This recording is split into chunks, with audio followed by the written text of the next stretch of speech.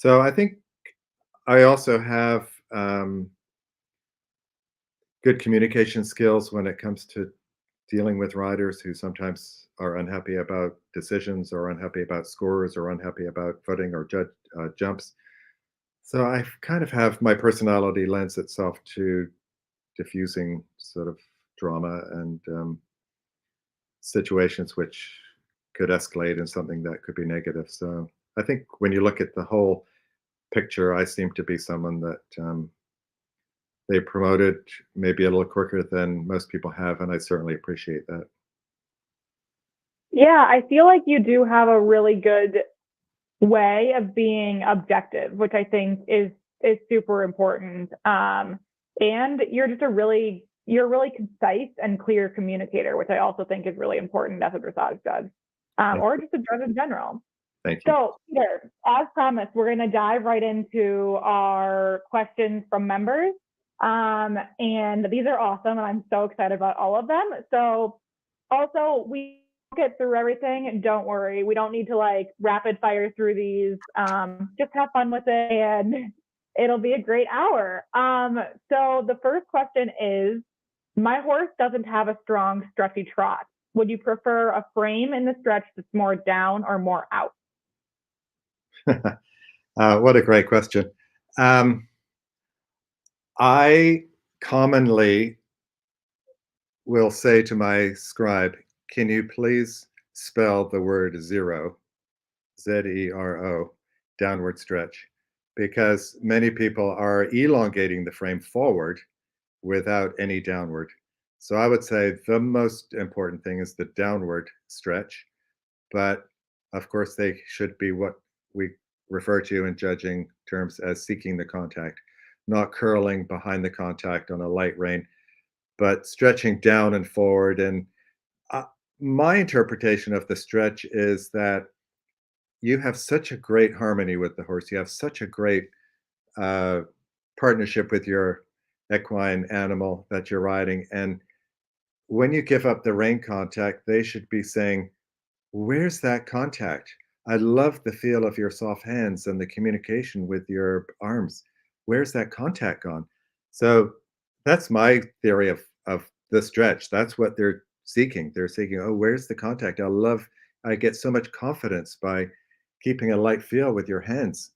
So it's a very, very telling movement to me on what happens at home and the history of your training.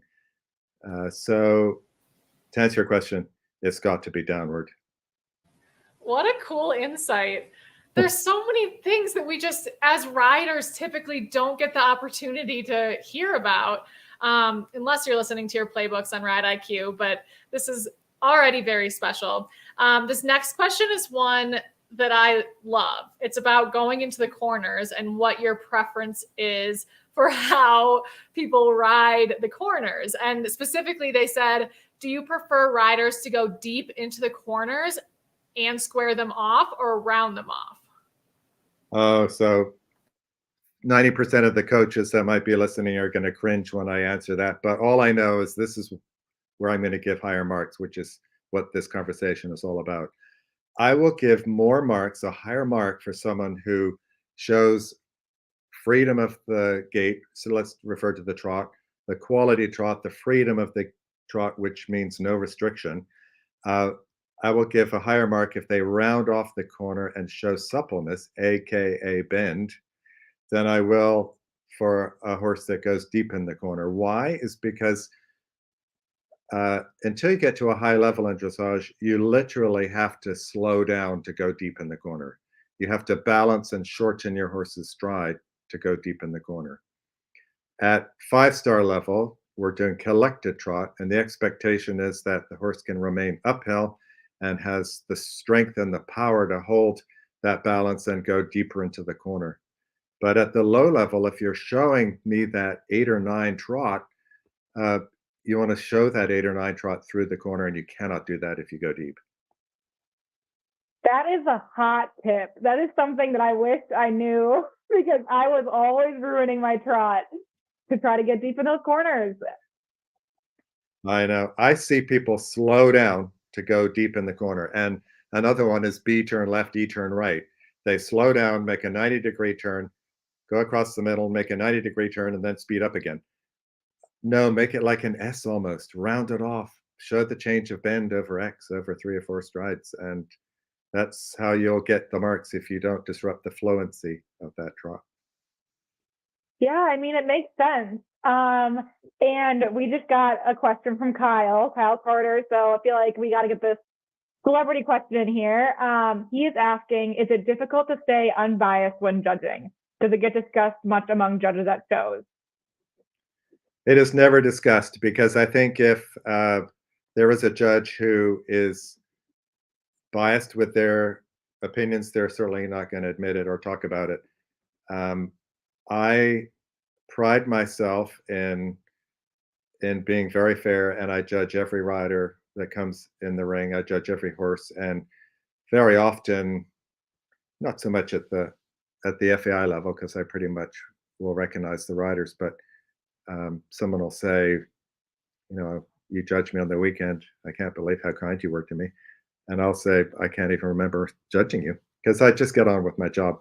But to Kyle's point, I think it's very, very important that the judges have this discussion. And when we went to Land Rover last year, I'm very proud of the judging that happened there.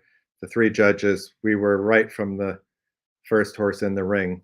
We were all on the same score, but differing by a 0.05 of a difference. So we kicked it off with a great unity between 3 judges. But as we went into the second day at breakfast, I said, okay, guys, can we just review the top 10 riders from yesterday and talk about what we liked and talked about what we didn't like and what scores we gave for the different movements? Because EquiRatings says that when you come to the second half of the second day, the scores automatically go up by 4%. And we must be fair and make sure that we judge every horse and every rider the same from the beginning of the first day to the end of the second day. The other thing is that we were taught from one of the first classes of judging school is that no matter if you had a really bad horse deal with someone, a nasty divorce with your ex-wife, if they come in the ring, you've got to put that aside and judge what you see. It doesn't, I think a lot of people, a lot of judges or a lot of competitors accuse judges of the halo effect. If someone's ridden on the team, they've ridden medals, they've won medals, that they're automatically coming in with a higher score. I regret to say that does exist in some of the judging, but certainly not in my books. It's so interesting. And I didn't know that about how the scores tend to differ on that second day. Yeah. There's things you just have to recognize in human nature and kind of be aware of. I was just reviewing a question that we got. It's kind of longer. It's from Livia. She said, my horse tends to get tense at competitions, which can make suppleness, impulsion, and riding with correct geometry difficult to do all at the same time. Sometimes I feel like I can hide the lack of suppleness by slightly modifying the geometry. For example, not staying deep in the corners or slightly modifying the size of the circle. From a scoring perspective, is it better to ride the correct geometry and draw more attention to suppleness and impulsion issues, or is it better to modify the geometry a bit to better showcase how my horse can go? Wow, what a great question. The first thing is to deal with the tension. And if that means lowering the pole, staying out of the corners, modifying the geometry, then that is your priority, to make sure that the quality of the gait is as best as it can be. And I say lowering of the pole because a horse cannot lower its frame unless it's loose and relaxed in the muscles in its back end and around its hips. So if you feel that tightness creeping in, I would do one of 2 things: lower the pole a little bit and exaggerate the bending in every corner. But in addition, down the long side, maintain some small degree of flexion, because that will help to keep the softness in the horse's mouth and keep the connection more stable. Very good question, though. Yeah, I love that one. So this next one, halt. This is a quick one. The halt at X. What part of the horse's body should be at X to maximize the score? The horse's withers. his shoulders, his withers, just in front of the saddle. Great, Easy love peasy. that. There are a couple. Let's do a couple of rapid fire ones. Kins, I'll do 2 in a row. So one of them is when there are 2 judges, one at C and one on the side. Am I supposed to salute to both of them? No, just the judge at C. Okay. And when a movement says between E and K, for example, are you supposed to target the middle of those 2 letters, or is there no difference if you choose to do it closer to one of the 2? That's totally up to you, and I think it depends on what's going to give you the best chance of maximizing the score for that transition. In other words, if you're going from canter to trot, I would do that closer to K because you've got the short board coming up, you've got the corner where you can bend your horse. If you do it closer to E, you're right in the middle of the ring on the long side, and the horse is maybe going to be a little unbalanced in that transition. So you've got a complete range. It's totally up to you, but decide how it's going to help make the transition. Okay. Yeah. I found one more, Kins. Okay. One more rapid fire. They said when there's a transition at a specific letter, would you prefer to see that happen a second early or a second late? Probably a second early, but I would have to say the quality of the transition would be the number one priority before accuracy. In other words, let's consider the trot to the walk. I see a lot of horses, they literally clamp their tail. They tighten the muscles in the croup behind the saddle, between the saddle and their tail. And the last 3 steps of what was going to be a nice progressive trot walk transition are totally eliminated, and they fall abruptly into the walk, and the hind legs stop moving. We lose the activity and the engagement. So my preference would be to prolong that trot walk transition, slower, slower, slower, keeping the tempo, and just melting into that first stride of walk. And if it's a hair late, it's not, honestly, it wouldn't faze me. I wouldn't even take a 0.5 off if the quality of the transition was so lovely. Yeah, that's great insight. So we just got this question in the Facebook chat, and they are asking, how long has it taken you to acquire your judging license from the very beginning to where you are now? As I said, I came up through the ranks quickly. It's been 10 years. And I know that a neurosurgeon can graduate from university quicker than that. But if being a judge in the eventing world just take a long time. So in 10 years, going from a small R to a 5-star FEI, I think that would be considered very quick. It does seems incredibly quick to me. But it's, when you think about it, it's a huge, chunk out of your life. So, but it's been well worth it. I've enjoyed the journey. Have you seen the documentary Psalm? No. It's about people who get their sommelier certifications and rise up to the master sommelier level. And I feel like there might be some parallels just in acquiring the knowledge and how much you need to know and be an expert. How long does that take? How long does that take? I don't remember. I think it's probably similar, at least 10 years. I mean, very few people have accomplished it, similar to very few people at that level of judging.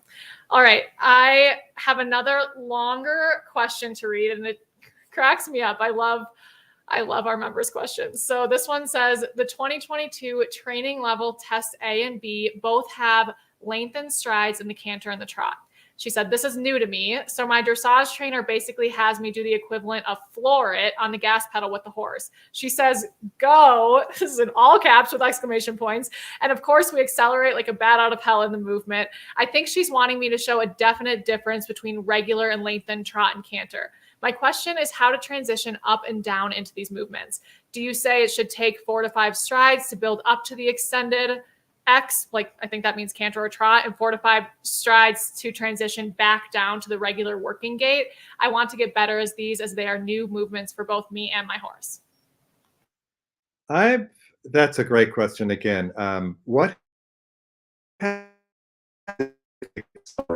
If we have a fairly good degree of engagement, which is affecting the balance of the gaits, If we accelerate too quickly into that extended trot or especially extended or lengthened canter, we have a good chance of the back end just going at the rear and the hocks trailing, which is going to lower your score and then create a state of unbalance for subsequent movements coming up.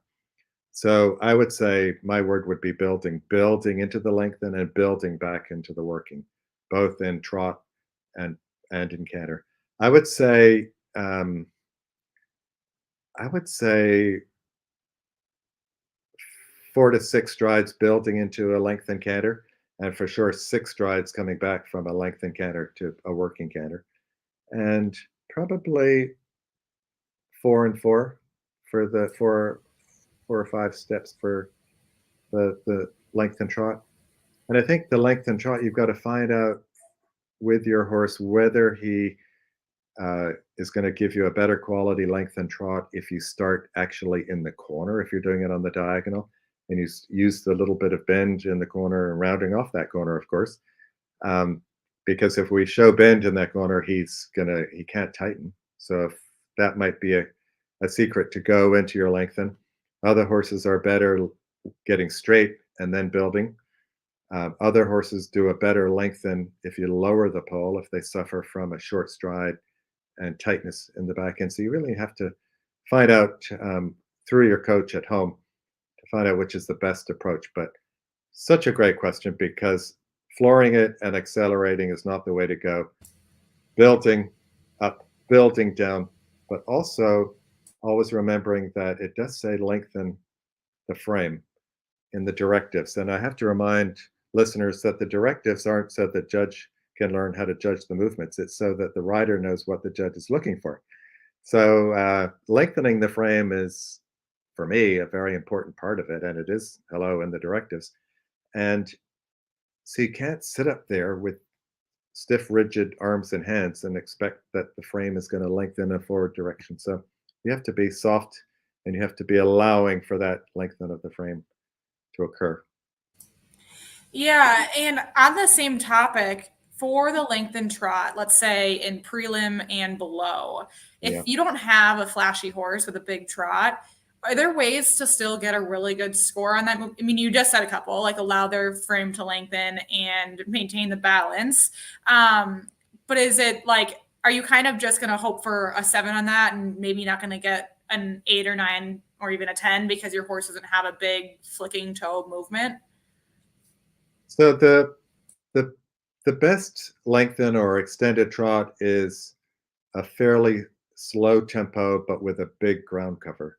So what I would recommend is don't, have a plan at home, which is if your horse doesn't have an amazing lengthen trot, it might be a 6-month plan. It might be a 12-month plan. As they get stronger, we can get more power and push from behind. But don't leave that pathway of training for that extended trot on the day of the competition and just floor it, like that listener said, because by doing that, you create short, quick steps. So always remember what the long-term goal for your lengthen trot is: a slow tempo and a big ground cover. So my recommendation is just to show what you can that fits in with your long-term plan for the training of that movement, and not to try and create something that's not going to happen on the day. I would say the worst marks are going to come quite quickly off the judge's tongue if they're quick steps and short steps. So even if it feels like it's pretty modest, it's really not showing a lot, that would be my recommendation to do that. And I know this is a big question, but are there some things that you can do to help train your horse to get used to that slower, bigger step for the lengthens? There are some exercises you can develop. For example, one that I like is if you're going across the diagonal MXK, leg yielding. And I like to do leg yielding, a training leg yield, not a competition leg yield, but a training leg yield where the forehand is a little bit leading. That gives a very clear passage for the inside hind to step across in front of the outside hind.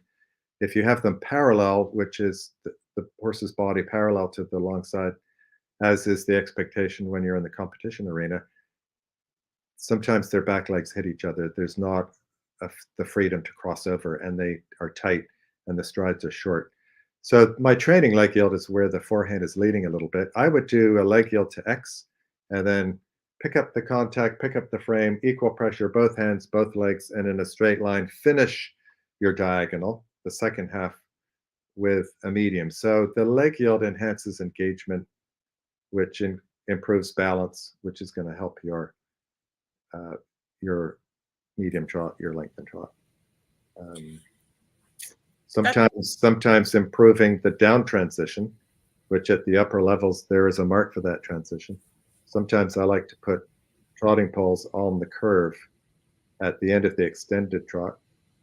Have trotting poles throughout the corner as you get to the end, and then once your horse is used to them, raise the outside. So we have raised trotting poles on the outside, so they learn to come back and literally push off into something a little bit passagey. So there's, I like to develop exercises, not give riding lessons, but give exercises, create exercises where the students can improve on their own, perhaps if they don't have the supervision of the coach every day of the week. Yeah, those seem like really awesome exercises. And this next question is also coming from Kyle, so bear with me. I hope you understand this one. He's amazing, Kyle, and between you guys to create this whole technology is just such an asset to all the viewers and listeners. So he's asking, when a half pass is written in the test on a longer diagonal than a correct true half pass line, if you go from, say, D to E, as opposed to D and the letter after E, as it is written in the test, is it okay to finish at E rather than R? Yes. I think what he's saying is if he does the shorter line, he might be able to show a little more crossing over and perhaps get a better mark. Is that your understanding of the question? Yeah, that seems pretty fair to me. Yeah. And if your horse is green at the movement, then you choose the longer line, and it might not be as brilliant, but you're within the range of letters that the movement has allowed. So I would say it depends on how advanced your horse is with that movement, how schooled he is, but to go closer to E is going to be a steeper half pass, and if your horse does that well, you're going to get a better mark. It's going to be crossing over more, which is one of the things we are accrediting. That question was a bit of a puzzle for me. I would have needed a pen and paper to even understand it, but I'm so glad Kyle's here, and I love when we get questions from Kyle. All right, another question from somebody who submitted prior. She said, what do you think of using the flash on a dressage bridle? In theory, shouldn't a horse be able to keep his jaws supple and go in a regular noseband with no flash? Does taking the flash noseband off encourage a horse to chew the bit more? What do you think of the ever-changing bridle evolution? Padded this and that? What's in fashion? Or is it real innovation at work? Another great question. Boy, you've got some very articulate and intelligent people writing questions. So it's a bit of a mystery, because when you study with the horsemanship people and they do their groundwork, and there is a response to the horse when he truly understands and is connecting with the handler that there's some chewing going on. And I gather that this means that the horse is understanding the question and becoming very much a partner with the handler. So, so if this is a natural occurrence for a horse to chew when he's understanding, then why are we strapping the mouth shut as tight as we can so that can't happen? I think I don't mind some moderate movement of the horse's mouth, but I think where the flash noseband comes in, or the drop noseband, which we don't see as often, but it's a very good noseband, is to prevent the horse opening the mouth. And just, some horses do it by habit or from previous training. It may not be your fault, but I would say in that situation, I would use a flash, but I would tend to have the cavesson part more snug with a little foam liner, and have the drop part not quite so tight. That makes sense. I think that's really good insight. I guess it's And we, in a down transition. If we don't want the horse leaning on the bridle and opening his mouth, that has a very unpleasant Jaws-like appearance. yeah, that wouldn't be ideal. um, so this next question is, do you think horses need a bit fitter just like they do a saddle fitter? Oh my God. I did a CDI with my horse a year ago, and we didn't have a very good performance because I hadn't practiced in a double as much as I should have. He's done everything up to the FEI level in a snaffle. He has a beautiful soft mouth, and I'm very proud of that. And I don't ride him at double when I compete at Precinct George or I1, but in a CDI, you have to. So I had these double bridle bits, which were, I didn't realize that a horrible fit. They were actually, the curb slid up and down and pinched him. So, needless to say, it wasn't a great performance. So, I had some new bits fitted 3 weeks ago, and I was really shocked how important that bit fitter is. I was really shocked as to how much I didn't know about fitting bits. So, to answer your question, I highly recommend a proper bit fitter. You know, we spend so much money on this sport, and that seems like just another expense. And someone has, had 5 lessons how to fit a bit, and they printed off a business card, and now they're going around charging everyone for their services. But honestly, if you get someone who really knows the business, it's well worth it. For example, she said to me, now your original double bridle bits are very thick, beautiful thick D snaffle, handmade bits in Germany, light and wide, and a nice wide curb. And she said, you probably think these are very mild bits, don't you? And I said, well, yes, I do. And she said, but with double bridle bits, there's only a certain amount of room in the horse's mouth for these bits. And because these two bits are hollow and thick and take up a lot of space, it's actually less comfortable for the horse. So, I mean, I learned a lot. And to answer your question, yes, absolutely, get a bit fitter. That is very cool. And yeah, I think that's probably something that's oversimplified for Yes. a lot of people. Before my next question, I just saw that Lauren Spricer is also tuning in, Grand Prix Dressage rider, one of our Ride IQ coaches. So we're in exceptional company today, and people of all levels are here to learn from you, Peter. Yeah. One of the questions that we got is from someone who volunteers regularly, and she was asking what makes an exceptional scribe. Well, I can tell you what makes a really poor scribe, but better. But I have had some scribes that are in the L program of the USDF, and they are fantastic because they know, they have knowledge because they're starting to be learner judges. So they understand the movements, they understand keeping up with the movements, and it makes my job very, very easy. Um, This hasn't happened to me, of course, but if you close your eyes and you miss something, you can ask your scribe, if they're an L judge, what just happened. But there have been some really nightmare stories of scribes. I was going to say housewives, but men too, probably. We'll just clarify that. But who really want to be part of the sport, and they spend the whole time telling me, the judge, how much they know about, dressage. And I did an intermediate class at Florida Horse Park last year, and the second movement after the entrance was an extended trot, and she went, ooh, and I gave a fairly good score. And then the third movement was shoulder and left, and she went, ooh.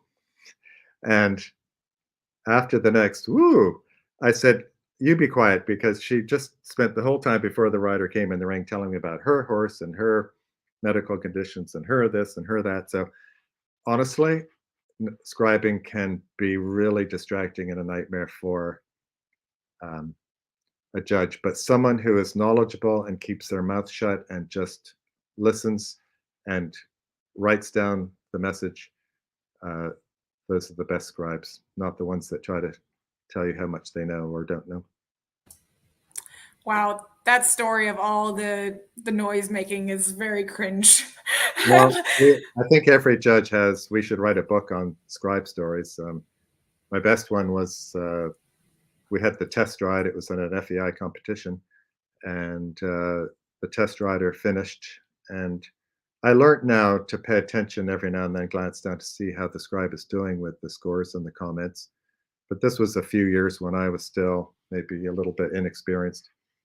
And I went to grab the paper to do the collective marks, which we had in those days. And I grabbed the paper and she wouldn't let go. And we were sort of having a tug of war match. Anyway, I finally got the paper. There was not one score, not one comment. And she apologized. She couldn't do this job. She didn't have her medication that morning and she got up and left. And I'm like, wow, oh my God, I'm glad that was a test ride. Like, geez. So yeah, we have nightmare stories, but someone who's smart, who listens well and doesn't talk. Wow, that is wild. You know, why aren't they like voice recording everything you say just in case the scribe misses something? I know. Well, feels like a pretty easy thing to implement.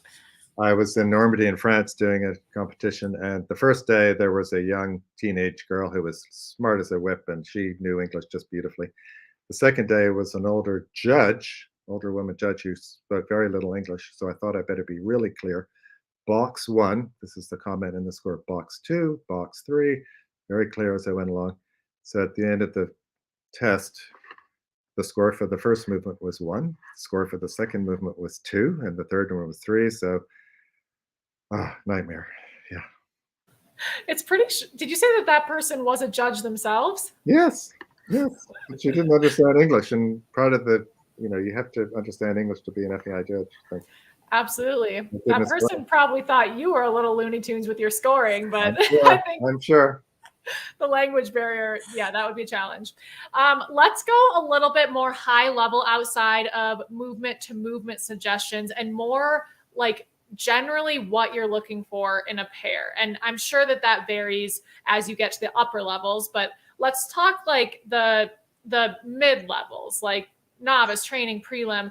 Are there overarching things that you're looking for that make you feel confident in this pair and kind of like raise all of the scores because you're seeing it? And this question is kind of going off of something that you said in your conversations with coaches that has stuck with me, which is the 2 words that you're looking for are happy horse. And that's kind of like a mantra that a rider can keep with them. Are there other things like that that help you assess a good pair? Well, this is, I think, one area where you could have a little bit of a range of marks if you're on a panel with more than one person, because I think the way you believe horses should be ridden and perhaps the way you were trained to ride a horse comes out in your judging, and certainly in the harmony mark at the end, which is now replacing all of the collective marks. We have a bit of a poetic license to give the definition of harmony. It can be a very personal thing. For me, I start out by saying, this is would I like to have this person be riding my horse? Does it have that softness that I was trained with? Does it have the fluency and the partnership? And the word you used was confidence. I think, does the horse have confidence with the rider? That's really, really huge. I think a soft rider, and I attended an ICP clinic in Florida 3 weeks ago, and there was very well attended with, I think, 150 coaches from around the country. And there was one demo rider that had a soft feel like we had not seen in 2 days. And not one person commented on that. Not one person picked it up. It's not in the handbook that we want to be creating a light contact with the horse's mouth. And I told the group of 150 coaches I was very disappointed that not one person commented on this, because for me, this is one of the most important things, to train your horse at a level of sophistication that he's responding to a very light aid from the leg and a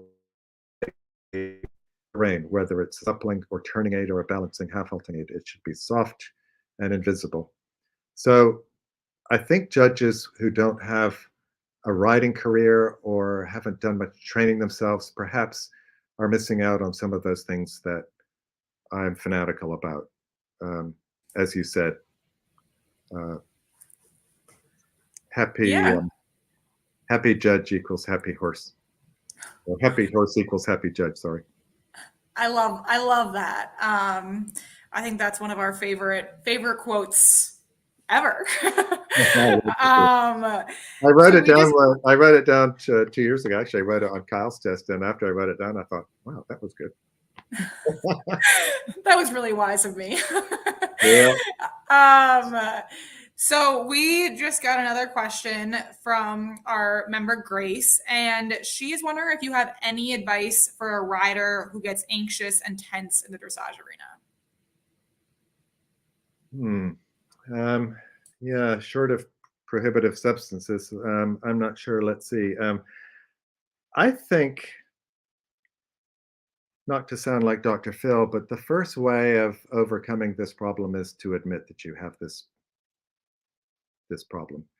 That you can speak to someone who specializes in mental preparation for sport.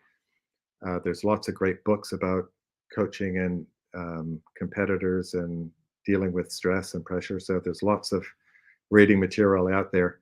But I think you need to find out from your own person um, what your requirements are from your within yourself.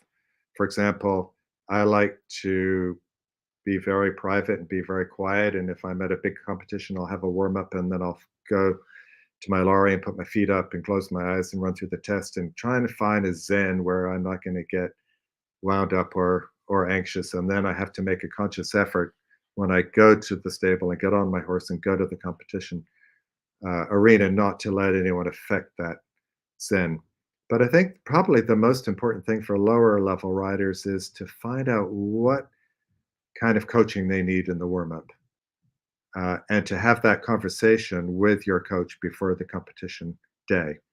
Some riders love a lot of talk, a lot of volume, a lot of chit chat. It's almost like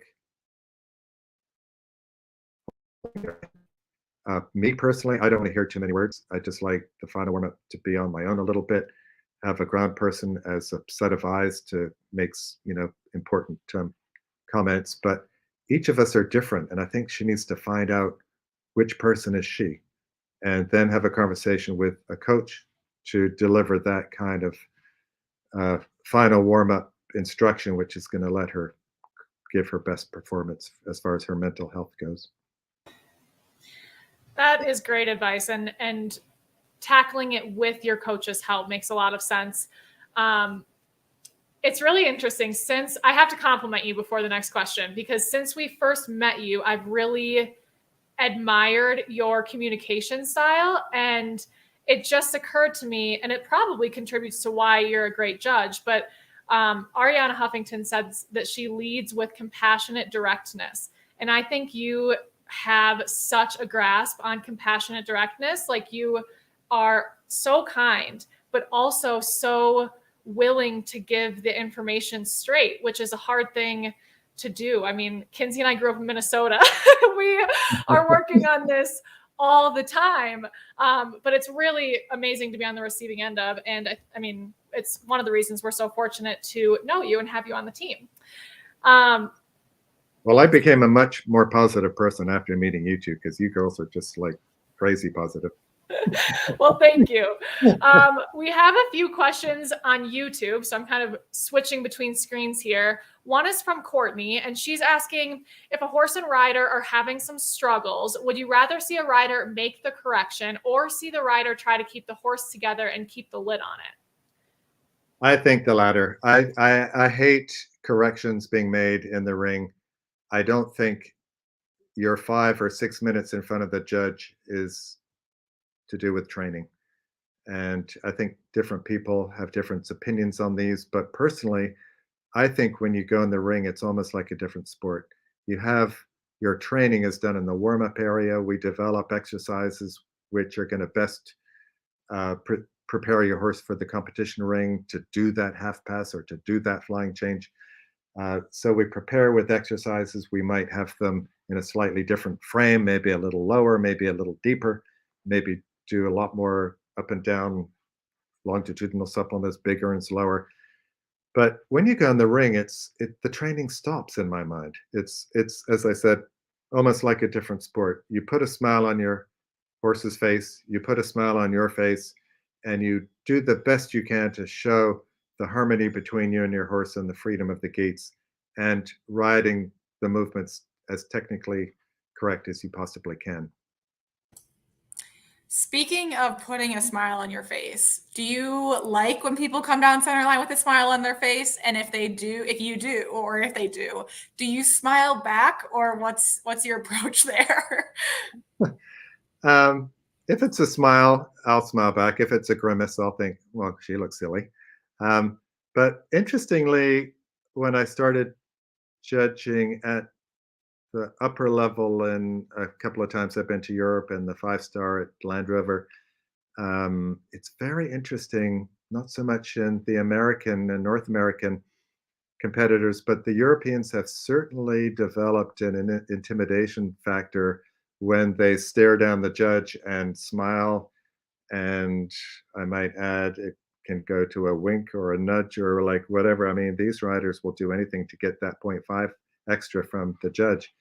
And they're theatrical. They're on stage, and they know eye contact to communicate with the judge as you're coming down that center line, and to smile or wink or whatever it is that they do. What they're doing is they're saying, "Pay attention to me because this is going to be good." Yeah. So I smile back. I try not to. Well, actually, I don't very often. I'm too busy being serious about my job, but I kind of like it when they smile. That might be my favorite question and answer ever. Like picturing somebody winking, that is a level of confidence that I admire. And just, Oh, yeah. I would crack up if I saw it. Yeah. Oh, yeah. That actually reminds me though, smiling, like I always have done that going down center line. And it wasn't because I thought the judge would think more favorably of me, but it goes back to Grace's question. It made me remember that like, I'm here to enjoy this, and like I'm here to be with my horse and enjoy it together. And like smiling does kind of have that effect. Yeah. Yeah, and that's a good point you raised. It might help to get the rider in the mood to relax and enjoy the moment. Yeah, I never thought of that, but a nervous grimace the whole time just makes me crazy. It just looks so silly. But yeah, a genuine smile it goes a long way. Mm-hmm. All right. A question from Sophia coming from YouTube. She said, what would be your biggest piece of advice for developing a young horse? I know this is a big question, but one thing that you'd like to see more from trainers and riders who are bringing along young prospects? Well, first of all, as I was trained by an amazing ex-Polish cavalry officer who fought in World War II, if you can believe it, and immigrated to Canada. It's better to upgrade a year too late than one day too early. And I think that is probably the most significant piece of advice, whether you're going actually up the levels in pure dressage, especially in pure dressage.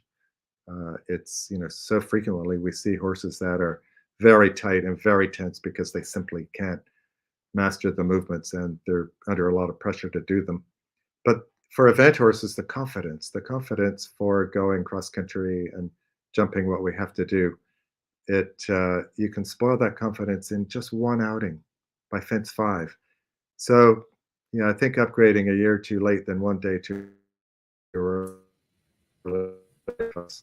My horses, so I trained my horses along that pretense, and honestly, they all went on to late in their teens. I was very lucky with soundness, and they lasted a long, long time because they weren't overused when they were young.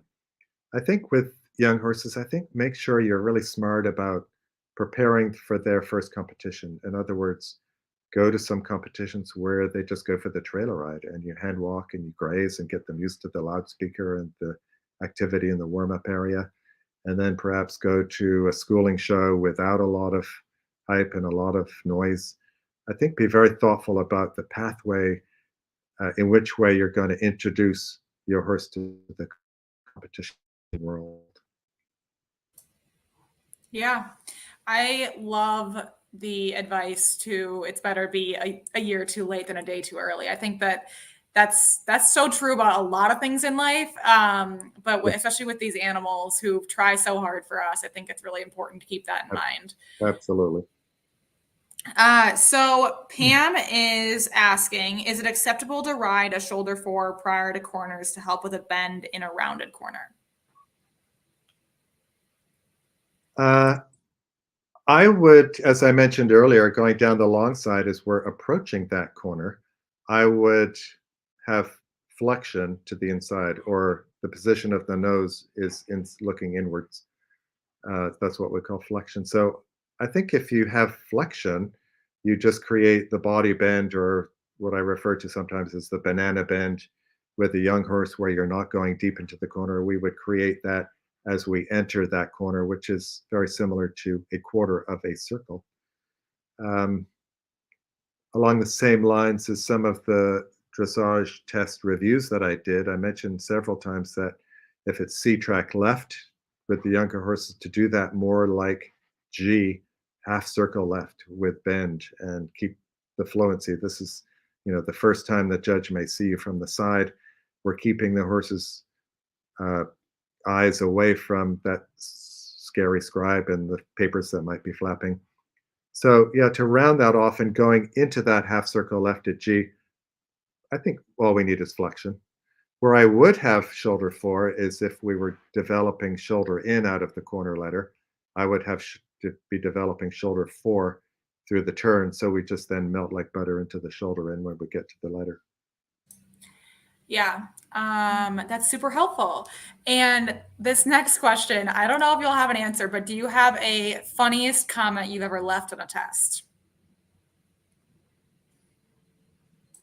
Well, it's a memorable test. I don't really have funny comments, but I did write harsh and unsympathetic hands. And I turned to my scribe and I said, I'll probably get a lawyer's letter for this. And she looked at the sheet and giggled. But the funniest ones, um, no, I say lots of funny comments to my scribe. It sort of is how I stay alert and sharp and energetic through. The test is, you know, making silly comments is. Uh, can you imagine waking up to him in the morning or something like that? We got to keep yourself alive and vibrant so that you score the person at the end of the day just as well and fairly as your enthusiastic start to the day and 8 o'clock. So, yeah, we banter lots going back and forth. It's serious when it comes to giving the scores, but between rides, um, uh, uh, yeah, I try to. We make funny comments, but no, I don't think I don't have a great sense of humor, so I've never written anything that entertaining. You do have a great sense of humor. We all know it. I think your scribes just probably know it better than what gets actually written down.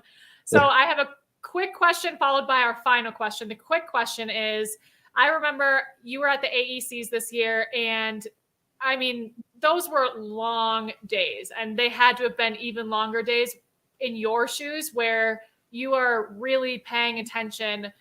I don't know how many tests you judged that weekend, but I think it was definitely a lot.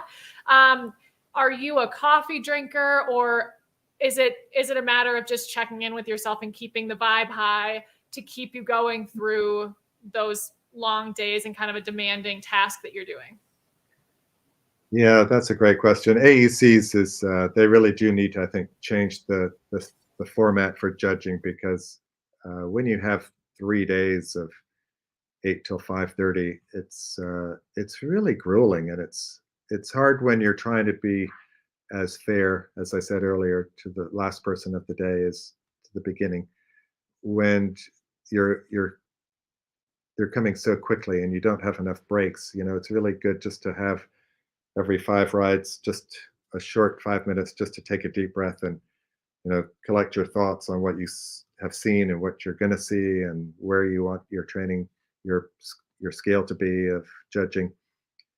If you get bogged down, I'm very, very particular about staying on time, but I would imagine some judges that slip behind on the schedule, that adds increased pressure, and that leads to bad judging and mistakes in the judging.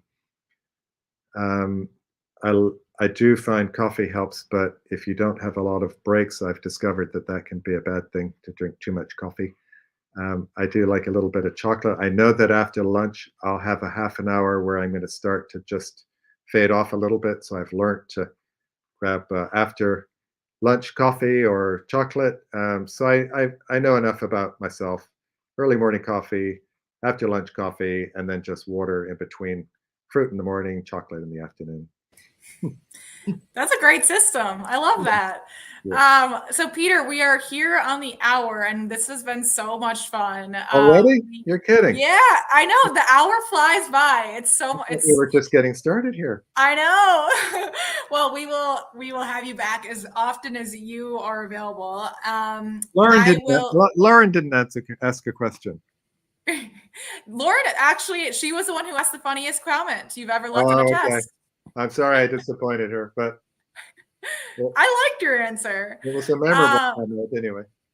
Yeah, and I must exactly. say it was very appropriate. It was horrendous writing, and I just can't not say anything. And so last question that we're going to ask you is, what's your favorite part about being a dressage judge?